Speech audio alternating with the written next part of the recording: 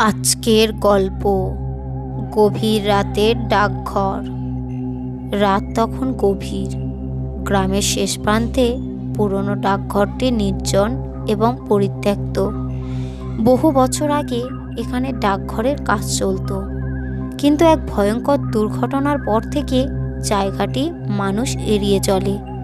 গল্পটা শুরু হয় আজ থেকে প্রায় 30 বছর আগে। ডাকঘরের পোস্টমাস্টার ছিলেন রমেশবাবু।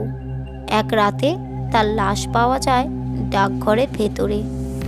গলায় ছিল ডাকঘরের শিলমারা দড়ি। গ্রামের লোকজন বলে তিনি নাকি চিঠি পৌঁছে দেওয়ার দায়িত্বে অবহেলা করেছিলেন। তার অভিশপ্ত আত্মা নাকি এখনও চিঠি সংগ্রহ করে, বিশেষ করে যা সময় মতো পৌঁছে দেওয়া হয়নি। একদিন গ্রামে আসে শহরের এক যুবক অর্ণব। সে ভূতপ্রেতের গল্প বিশ্বাস করত না। গ্রামবাসীর নিষেধ সত্ত্বেও এক রাতে সে ডাকঘরে প্রবেশ করার সিদ্ধান্ত নেয়। হাতে টর্চ লাইট আর পকেটে একটা ছোট্ট ছুরি। ডাকঘরে ঢুকতেই অর্ণব দেখতে পায় একটি পুরনো আলমারি, যেটি চিঠিতে ভরা। হঠাৎ আলমারির দরজা নিজে থেকে খুলে যায় এবং ভেতর থেকে একটি রক্তমাখা চিঠি মেঝেতে পড়ে। চিঠিটা তুলে অর্ণব দেখে তাতে লেখা ছিল, যারা সময় মতো পৌঁছায় না তাদের জন্য অপেক্ষা করছে চিরন্তন অন্ধকার। হঠাৎ বাতাসের ঝাপটা এসে টর্চ লাইট নিভে যায়। পুরো ঘর ঢেকে যায় ভয়াবহ নীরবতায়। দূর থেকে শোনা যায় এক করুণ আর্তনাদ। সেই আর্তনাদ ধীরে ধীরে কাছে আসে। অর্ণব ভয়ে পাথরের মতন দাঁড়িয়ে থাকে। তার সামনে হঠাৎ আবির্ভাব ঘটে এক ছায়ামূর্তির। সেই ছায়ামূর্তি ছিল রমেশবাবুর।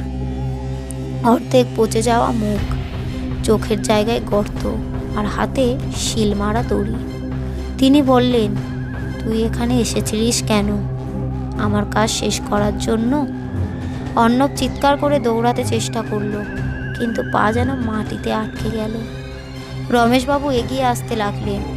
তার হাত বাড়িয়ে অর্ণবের গলায় দড়ি বাঁধার চেষ্টা করলেন। ঠিক তখনই অর্ণবের টর্চ লাইট চালিয়ে তার দিকে তাক করলো। মূর্তি একটি বীভৎস চিৎকার দিয়ে মিলিয়ে গেল। অর্ণব কোনো মতে ডাকঘর থেকে বেরিয়ে আসে।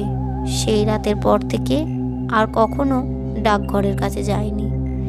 তবে গ্রামের লোকজন বলে ডাকঘরের দরজা নিচ দিয়ে মাঝে মাঝে নতুন চিঠি বেরিয়ে আসে।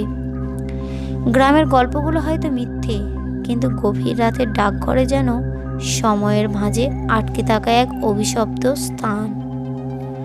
গল্পটি কেমন লাগলো কমেন্ট করবেন এবং একটা লাইক করবেন।